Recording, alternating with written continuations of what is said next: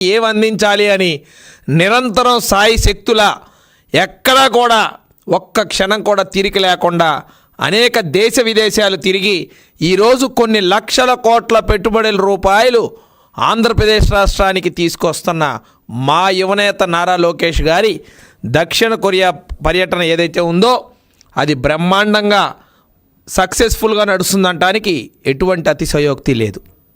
ఈరోజు మనం చూస్తూ ఉన్నాం ఆంధ్రప్రదేశ్ రాష్ట్రంలో ఆ రోజు వాళ్ళు 5 సంవత్సరాలు ప్రభుత్వంలో ఉన్నప్పుడు ఏం చూశారయ్యా అంటే ప్రజల కష్టాలు చూసేవాళ్ళు, చూసి నవ్వుకునేవాళ్ళు, ప్రజలు కష్టపడుతుంటే చూసి ఆనందపడేవాళ్ళు, ప్రజలు బాధపడుతుంటే చూసి చప్పట్లు కొట్టుకునేవాళ్ళు, ప్రజల్ని ఇంటి మూల మీద కూడా రానిచ్చేవాళ్ళు కాదు. ప్రజల సమస్యలు తెలుసుకోవడానికి ఉండే గ్రీవెన్స్ను కూడా ఎత్తి పారేసిన ఘనత ఆ ప్రభుత్వం అందన్న సంగతి ప్రజలందరూ కూడా గుర్తు చేసుకుంటున్నారు.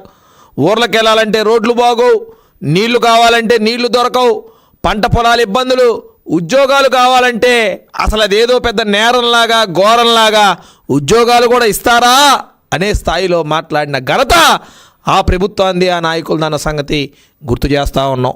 మరి ఈరోజు యువనేత నారా లోకేష్ గారు ఎంతో సమర్థవంతంగా ప్రజలకు ఇచ్చిన మాటను నెరవేర్చాలన్న కోరికతో యువగలంలో ఏదైతే యువతకి అండగా భరోసాగా నిలబడతారని హామీ ఇచ్చారో దానికి కట్టుబడి ఈరోజు అనేక లక్షల కోట్ల రూపాయల పెట్టుబడిని ఆంధ్రప్రదేశ్ రాష్ట్రానికి తెస్తున్న మాట నిజం కాదా నేను అడుగుతా ఉన్నా ఆ పార్టీని.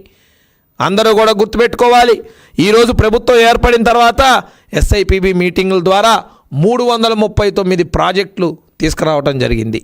ఈ 339 ప్రాజెక్టులు 12 లక్షల కోట్ల రూపాయల పెట్టుబడులు తీసుకొచ్చాం.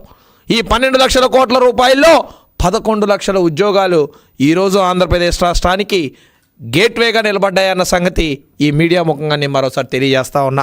అనేక పెద్ద కంపెనీలు Google, iPhone, RC Mittal, Cognizant, royal Enfield ఇలాంటి అనేక డిఫెన్స్ కంపెనీలు కూడా ఈరోజు ఆంధ్రప్రదేశ్ రాష్ట్రానికి వచ్చి లక్షల కోట్ల రూపాయలు పెట్టుబడులు పెట్టి లక్షల్లో ఉద్యోగాలు యువతకి అందజేసిన ఘనత ఈ కూటమి ప్రభుత్వాన్ని మన మంత్రి నారా లోకేష్ గారిది అన్న సంగతి మరోసారి గుర్తు చేస్తూ ఉన్నా.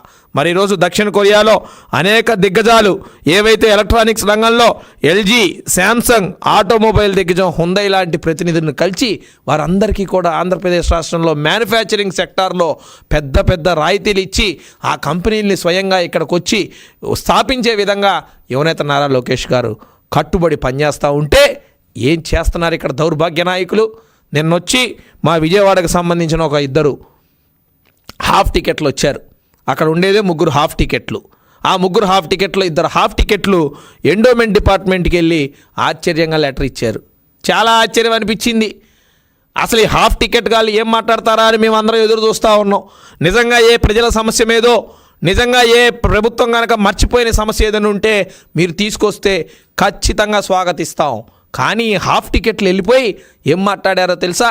సైడ్ ట్రాక్ కోసం లోకేష్ గారు ఏదైతే తెస్తున్న కంపెనీలు, తెస్తున్న ఉద్యోగాలు, తెస్తున్న పెట్టుబడులను సైడ్ ట్రాక్ చేయాలన్న ఉద్దేశంతో ఓ పెద్ద తప్పుడు ప్రచారానికి తెరదీశారు. ఆలయాల్లో అంట ఆదాయం తగ్గిపోయిందంట, ఆలయాల్లో దేవుడు ఆలయాల్లో అంట ఆదాయం తగ్గిపోయిందంట. ఈ హాఫ్ టికెట్లు వెళ్ళి చూశారు, ఈ హాఫ్ టికెట్లు వెళ్ళి లెక్కలేశారు. నేను ఒకటే చెప్తా ఉన్నా, వెల్లంపల్లి శ్రీనివాస్, మల్లాది విష్ణు 2 హాఫ్ టికెట్లకి ఒకటే చెప్తా ఉన్నా, మీరిద్దరూ ఏదైతే మాట మాట్లాడారో మీరు కట్టుబడి ఉన్నారా? ఈరోజు దేవాలయాలకు సంబంధించి ఎంత అభివృద్ధి జరుగుతుందో, ఎంత పారదర్శకంగా ప్రతి వివరం జరుగుతుందో వివరించడానికి మేము సిద్ధంగా ఉన్నాం. ఏం మాట్లాడుతున్నారు? అసలు నువ్వంటూ దేవాదాయ శాఖ మంత్రిగా ఉన్నప్పుడు ఎన్ని గుళ్ళ మీద దాడులు జరిగినాయో నీకు గుర్తులేదా? దాని మీద బుక్కులేసి మేమే కదా చెప్పింది ప్రజలకు అర్థమయ్యేలాగా. హిందూ ధర్మాన్ని అవహేళన చేస్తున్న ఒక సోషల్ మీడియా వ్యక్తిని రావణ్ అనే వ్యక్తి కూడా అండగా నిలబడ్డది మీ పార్టీ కాదా? సనాతన ధర్మాన్ని ఎగతాళి చేస్తూ ప్రవర్తించింది మీ నాయకుడు కాదా? ఎక్కడికి వెళ్ళిపోయారు ఈ హాఫ్ టికెట్లు అందరూ? ఈరోజు వచ్చి చొక్కాలు చెప్పుకుంటా ఉన్నారు. ఏం ఆదాయం తగ్గింది? ఎక్కడ ఆదాయం తగ్గింది? కౌంటింగుల్లో ఎక్కడా కూడా పారదర్శకత ఉండాలి, ఎక్కడ తప్పులు రాకూడదన్న ఉద్దేశంతో సీసీ కెమెరా పర్యవేక్షణలో పెద్ద పెద్ద అధికారులందరినీ కూడా కూర్చోబెట్టి పారదర్శకంగా వ్యవహరిస్తుంది మా దేవాదాయ శాఖ డిపార్ట్మెంట్. అటువంటి డిపార్ట్మెంట్ మీద హిందువుల మనోభావాలతో చెలగాటమాడటానికి ఇష్టం వచ్చినట్టు మాట్లాడితే చూస్తూ ఊరుకుంటాం అనుకున్నారా? ఏం మాట్లాడుతున్నారు హాఫ్ టికెట్లు? నేను ఒకటే అడుగుతా ఉన్నా, ఈరోజు హిందూ దేవాలయాలు వారి యొక్క పరపతిని పవిత్రతని పెంచే విధంగా ఎన్ని కార్యక్రమాలు చేస్తూ ఉన్నాం.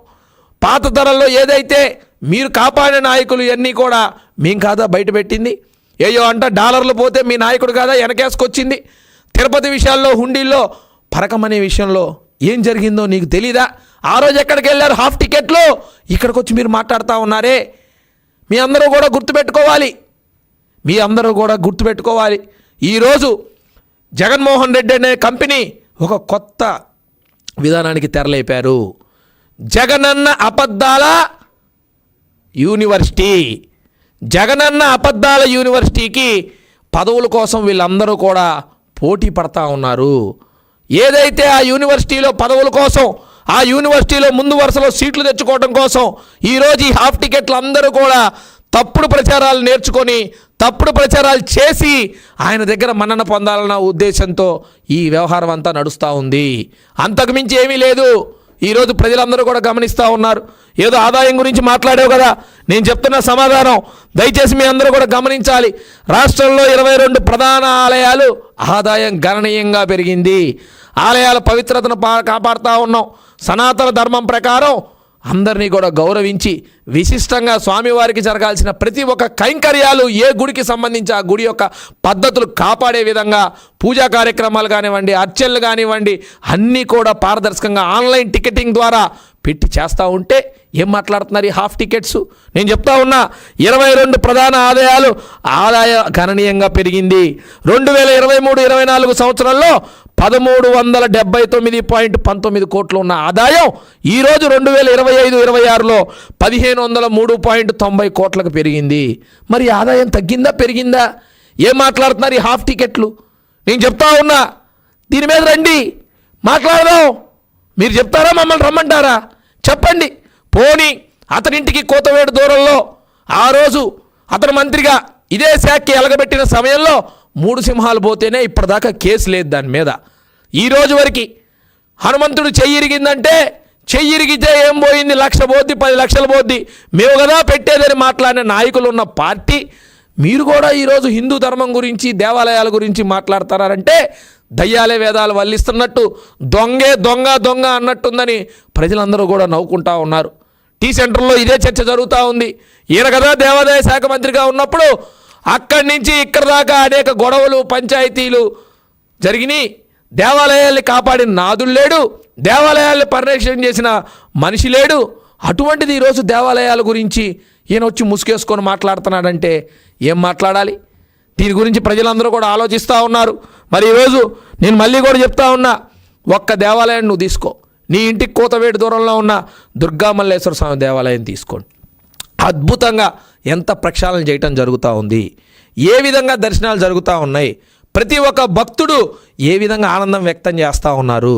వెళ్ళి అడుగు, క్యూ లైన్ దగ్గర నిలబడు, పబ్లిక్ ఎలా ఉన్నారు, ఎలా జరుగుతుందని చెప్పి తెలుసుకో, నీకు తెలుస్తుంది.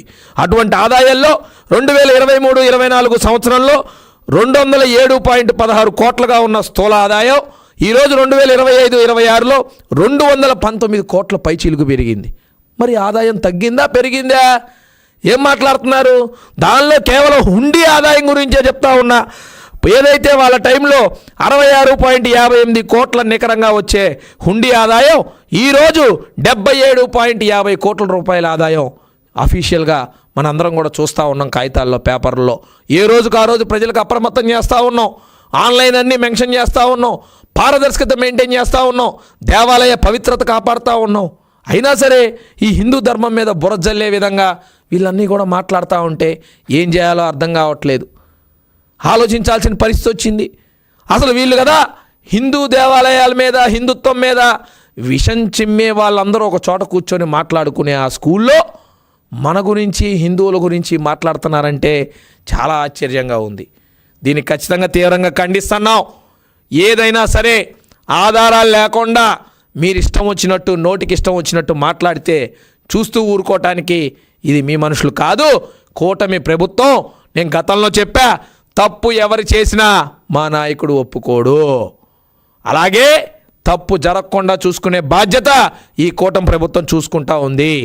ఎన్డీఏ ఎలియన్స్లో అన్ని రకాల వర్గాల వారికి సమాన హక్కులు చేస్తూ కూటమి ప్రభుత్వంలో హిందూ ధర్మానికి పెద్దపీట వేయటం జరుగుతూ ఉంది.